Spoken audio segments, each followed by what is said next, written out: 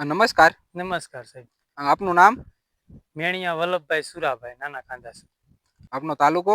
ચોટીલા, જિલ્લો? સુરેન્દ્રનગર. હા. તો આપણે જે રીંગણીની અંદર છંટકાવ કર્યો છે તે દવાનું નામ શું છે તમારા પાસે? સાહેબ દવાનું નામ ફાઈટર છે. હું દવા ફાઈટર લાવ્યો હતો.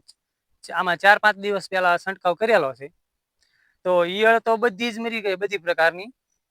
પ્લસ આમાં ફ્લાવરિંગ સારું રહી જાય છે અને રીંગણીનો કલર એકદમ બદલી જાય છે. રીંગણી એકદમ કૂણી થઈ જાય છે.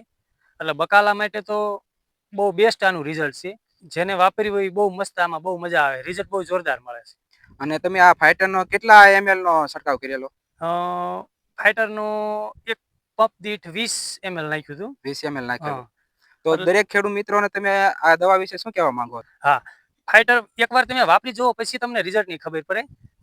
મને ખબર પડી કે આ ફાઈટરનું રિઝલ્ટ બહુ જોરદાર છે, એટલે મેં કીધું તો આપણે અખતરો કરવી.